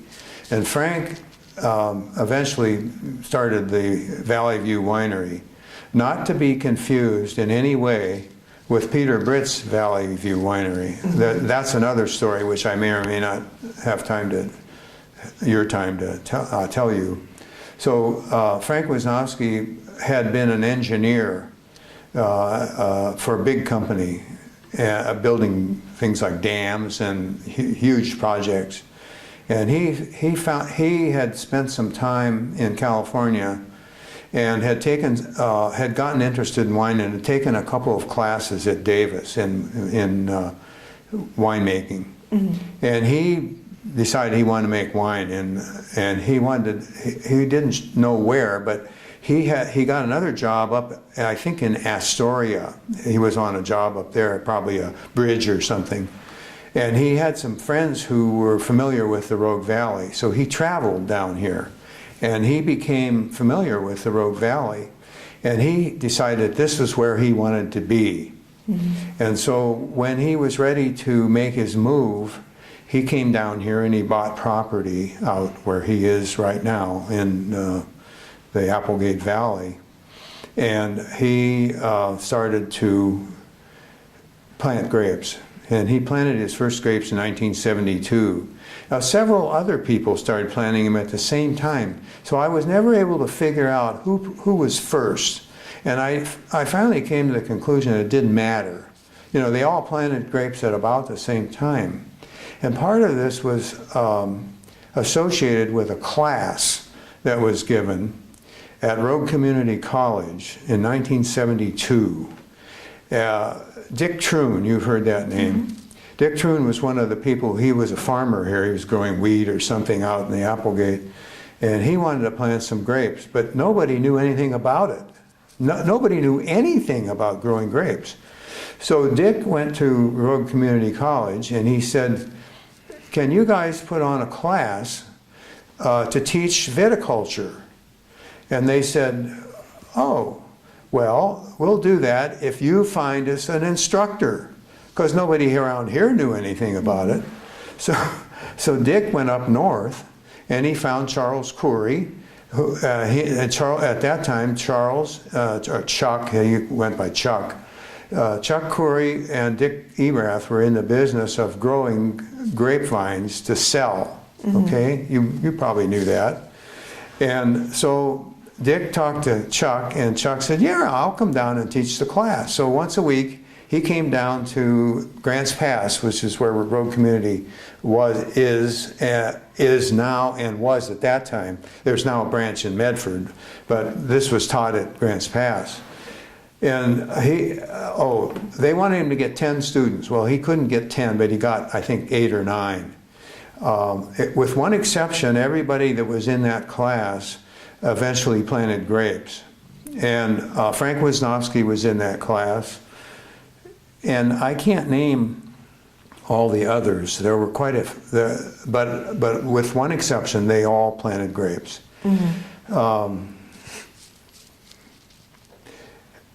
So that class was really, I call it the class of 72. That class was really important as far as the local wine industry was concerned. And Porter Lombard and his experimental vineyard were very important as far as the local wine, because a lot of these people that took the class, they got cuttings from Porter Lombard. He supplied cuttings for probably well over half the people who started a vineyard here in the early 70s. And of course Porter was the extension agent, so he knew all these people, and they all knew him. Some of them bought their grapevines from Coury, and that's how Dick Troon knew Coury, because he was going to buy grapevines from him. That's another story, but I'll only allude to it. Coury did not have a good reputation for the quality of his grapevines. And I've never been able to get the real story, but he and Dick Erath split up. They split up, and Coury continued to sell grapevines, and so did Dick, as far as I know. I don't think for much longer, because Dick started to get busy with his own. The grapevines that got sent down here had some problems. A lot of people in fact, a lot of them died. A lot of the grapevines died. So in the big picture, the local growers who bought grapevines from Chuck Coury weren't that taken with the product. I know a lot about Chuck Coury. I may or may not be able to tell you more about him. But anyway, that's how the industry got started, just with those 5 or 6 people. Ted Gerber was another one. He came up from California, and he kind of went a different route, but he was also part of that pioneer group. And that's the way it stayed for a while. And as you probably know, Frank Wisnowski died in 1980. He was a diver, a commercial diver, and that was part of his job. They built dams, and they had to have underwater people to go down and inspect piers and things like that. Frank went down on a dive as part of his job, and he never came back up. And they never found him either. And I've talked to one person who knew Frank very, very well. There were even some insinuations that he was still alive, you know, that he took off. This guy said, no way. He said Frank was not like that. He had a big family, and he was Catholic, and he was a very strong religious person, and he would never have done anything like that. And he thinks that he was buried by a landslide underwater. And so they never will find him. He's at the base of the dam up there that he helped build. When Frank died, the industry kind of went on hold. There was one other winery, and that was out in the Illinois Valley. It was called Siskiyou Winery. And the person that there was an attachment or a relationship there too between the Siskiyou Winery and the class of '72.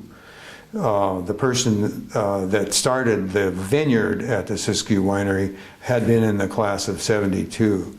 So I consider that class of '72 to be an important landmark in the local wine scene. Well, then when Frank died, they had a horrible time staying in business at Valley View. I mean, they never had that much money to start with. And when Frank died, he had four children. And so his oldest son, whose name was Bob, Robert came and worked in the winery, and he became the general manager of the winery, because Mrs. Wisnowski was not interested in running the winery. So Bob came. Bob didn't want to do it, but he did because his father died and his mother asked him to. So he came, and the brothers, Mike and Mark, they were much younger, and they were still in like grammar school, so they weren't able to do anything. So Bob was the only one, and I think Bob maybe had just finished college. Maybe the boys were not, maybe they were in high school, but there was a discrepancy in age, and Bob was the only one who could do it. So he came, and he managed the winery. There was a guy, the original winemaker at Valley View was a guy named Guy Ruland, and Guy was basically fired by Wisnowski for misdeeds at the winery, and he brought in a young man named John Eagle, and John wasn't even a winemaker, he was a sheep raiser. But John learned a lot from Guy Ruland, and so when Frank died, John took over the winemaking. They didn't really intend for him to do that, but he did. And the first few vintages were not made out here in the Applegate. They were made up north by Bill Fuller. I'm sure you know Bill Fuller's name, at Tualatin. So the first, I think '76, the first two vintages were made at Tualatin, and the first vintage here was '77. So the whole decade of the '80s was a big problem for Valley View. They just barely hung on, and but eventually the boys grew up, and they were interested in the winery, so they took over when they could. I think they didn't take over till they graduated from college, but they took over. And in 1990, they hired John Guerrero as a winemaker, and he was a Davis graduate, really knew what he was doing, and he's still there. He's been there now for all these years. Wow. And let's see, that would be 1990.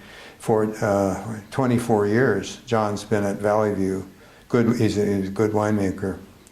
Siskiyou eventually went under. The person who established Siskiyou died, and they eventually sold the winery, and it's now part of Bridgeview. It has a separate name. They call it Bear Creek Winery.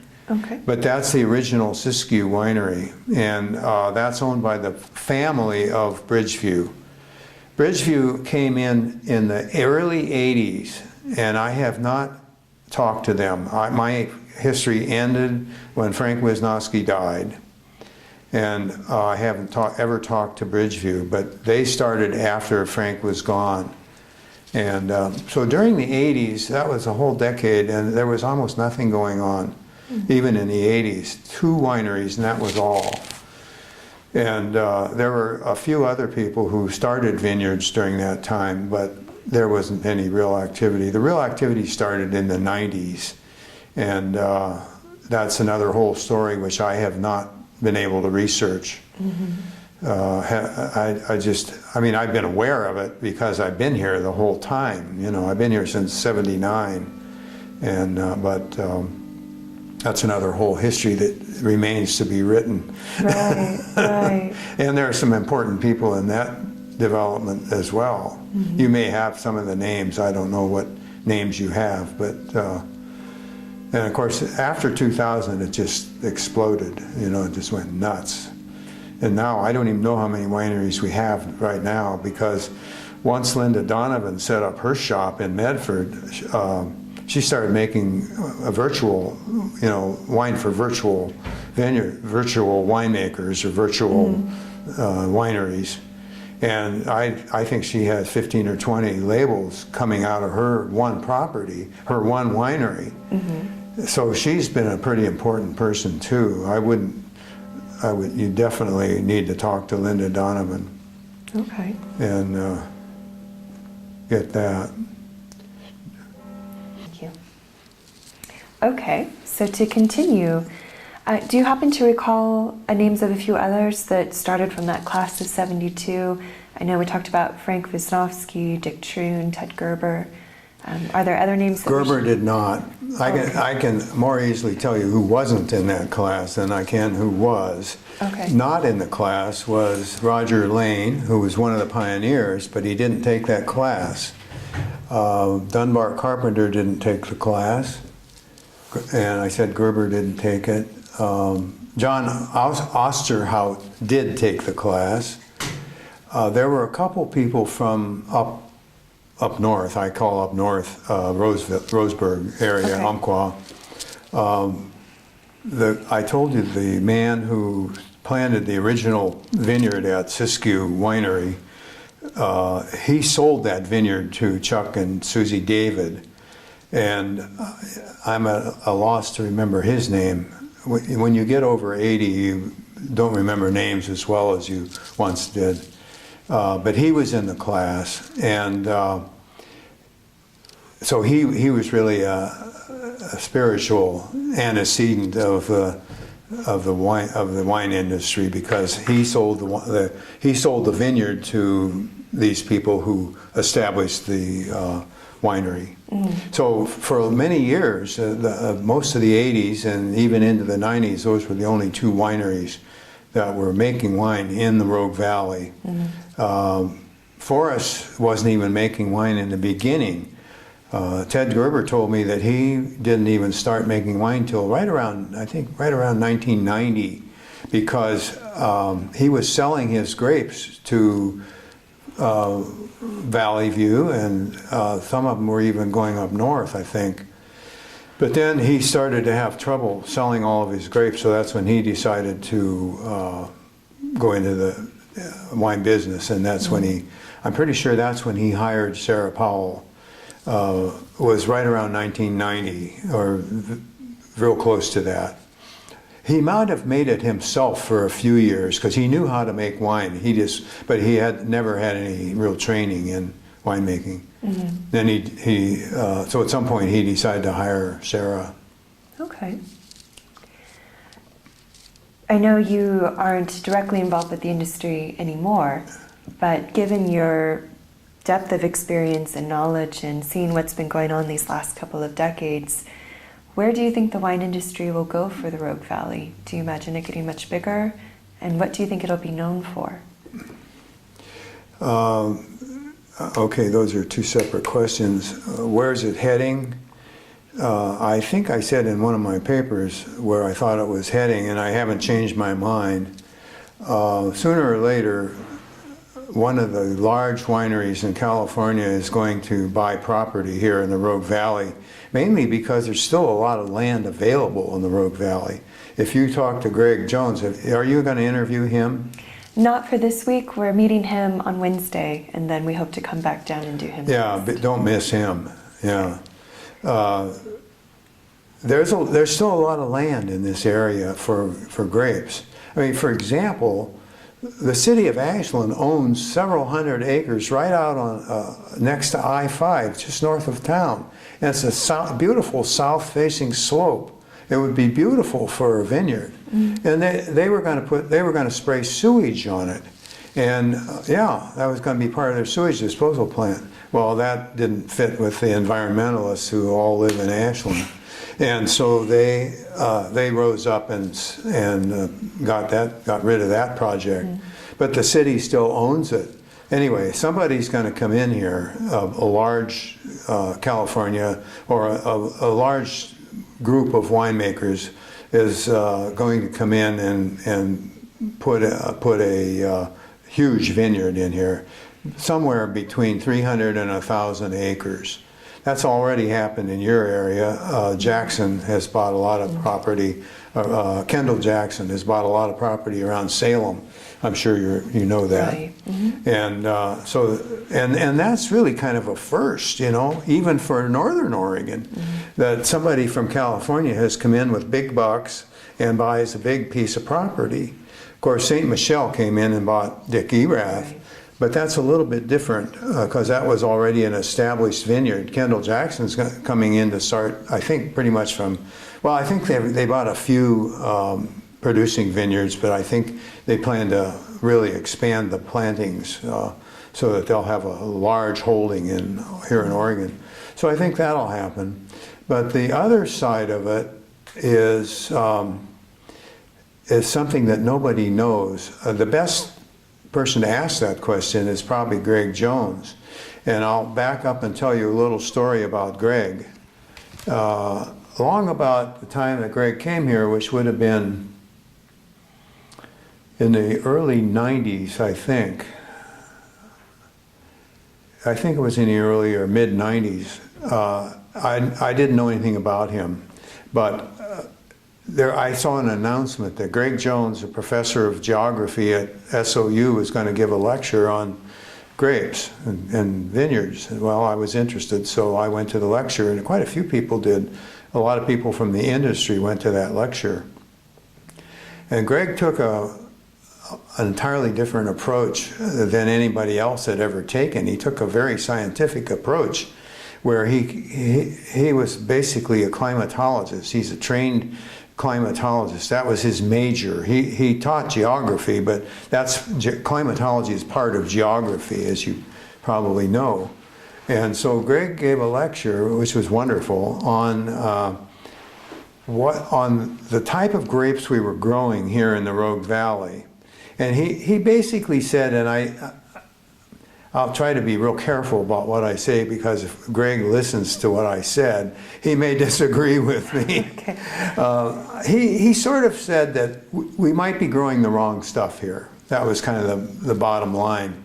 That instead of growing Cabernet and some of the other grapes that came from the cooler areas of Europe, we should be growing grapes from the warmer and hotter areas of Europe, and including Spanish grapes. Well, he thought that Spanish grapes would do great here. Well, of course they have. His father has become Mr. Tempranillo USA, Earl Jones. Have you talked to him? We did when we were up in Roseburg. Yeah, okay.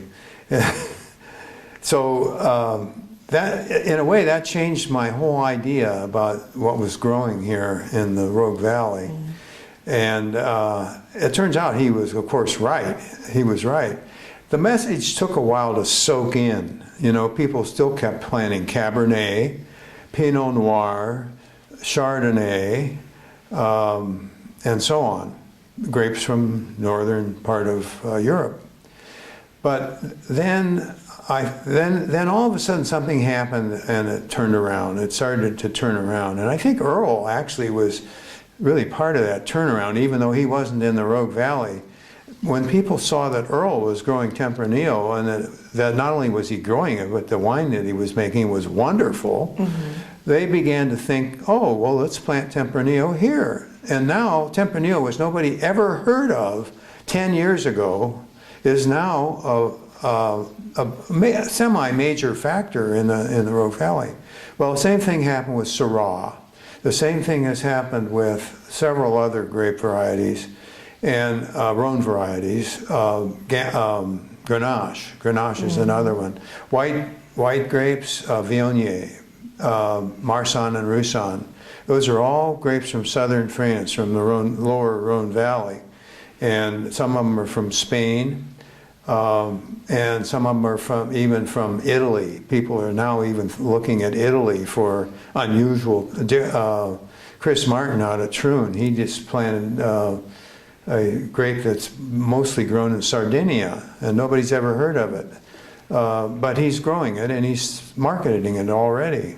So there's been a shift away from the old California standards and the northern European standards to the warmer climate grapes and to the southern France and southern Italy and Spain, the grapes that come from those areas. Mm-hmm.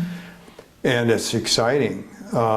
In my opinion, as a former winemaker and also as a person who's conducted wine tastings for many years, I think that that's exactly where this area needs to go. We can never, even our climates like California, I don't think it's much like Napa. I think it's more like Mendocino and Sonoma, but a lot like Mendocino. We're never going to be able to compete with California. Never.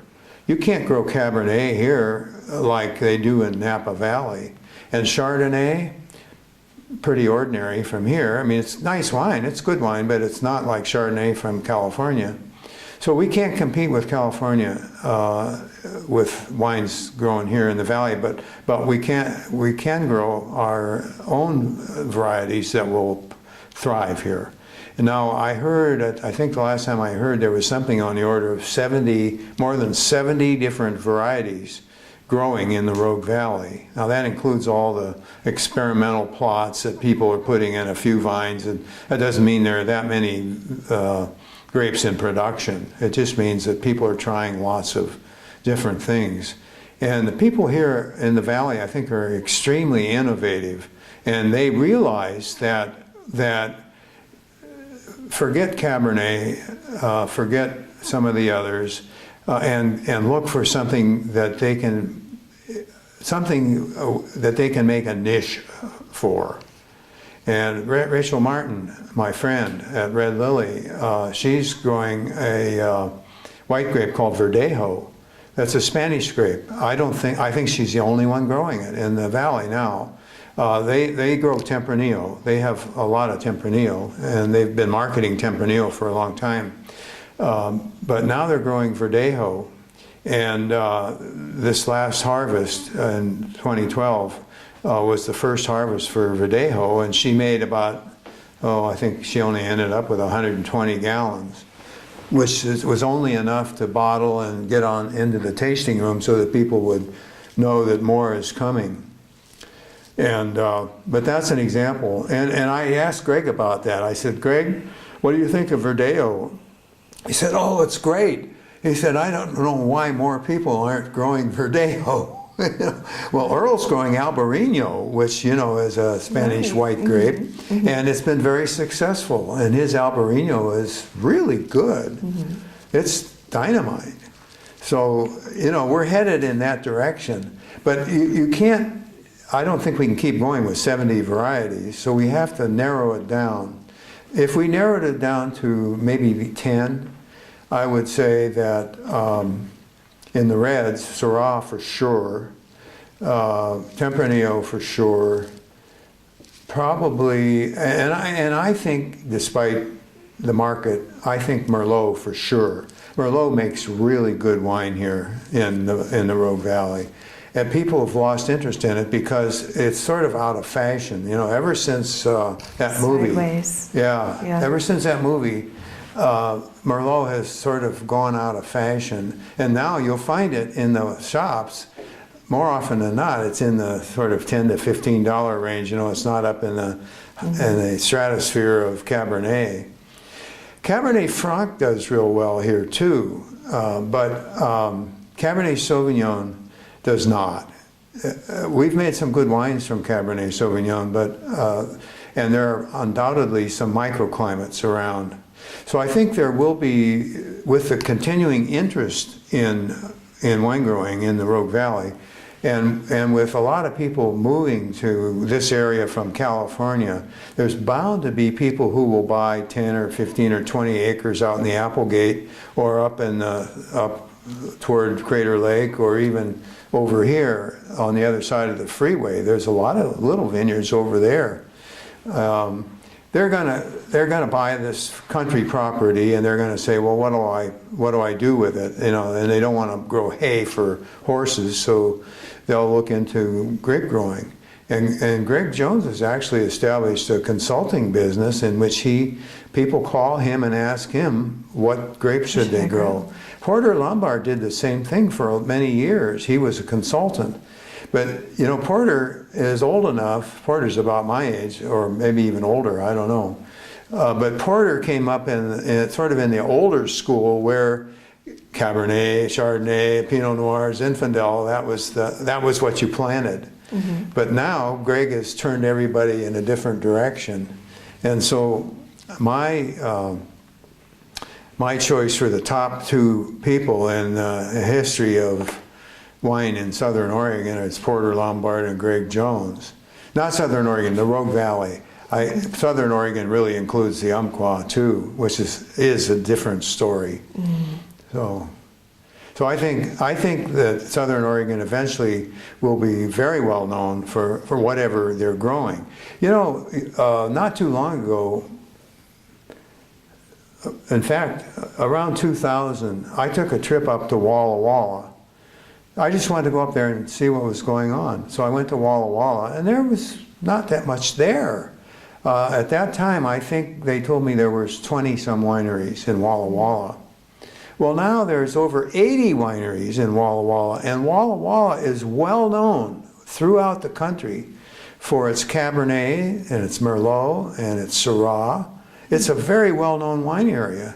And, and you know, I'm sure maybe you don't know, that some of the best Cabernets from Walla Walla were grown in Oregon, not in Washington. Oh. The vineyards are in Oregon, below the Walla Walla River runs right through Oregon on its way to, and then Washington on its way to the ocean. So the Milton Freewater area of Oregon is very important. Syrah is this dynamite from that area, from Milton Freewater. And one of the most exclusive wineries in Washington uses fruit that he grows in Oregon. Of course, he doesn't want to say that. It says on the bottle, Washington wine. You know, he doesn't say the wine's from Oregon, but it is. He says Walla Walla, but he doesn't go on to explain that part of Walla Walla is in Oregon. Right. Yeah. So I think that sooner or later, at this point, we might not even know what the right grape is for this area. Mm-hmm. But out of 70-some grapes that are growing here, something has got to stand out. And I guess I didn't finish my list of the very best, but I came close with the Rhone varieties, because Grenache and Syrah are both Rhone varieties, and then Viognier, Marsanne, and Roussanne are so that's 5 Rhone varieties right there. Right. And then throw in Tempranillo and throw in probably some grapes will come from Italy. I don't think it'll be Sangiovese. Sangiovese makes decent wine here, but Sangiovese, you know, they tried that in California, big time, and they lost a lot of money on it. There was an immense vineyard up above Napa, up in the hills, that was all planted in Tempranillo, or Sangiovese. And they made decent wine. It was good, but it didn't even come close to Chianti. So I don't know whether Sangiovese, whether it will stand the test of time or not. I think that there are probably places in the valley that it might do well. but we haven't found them yet.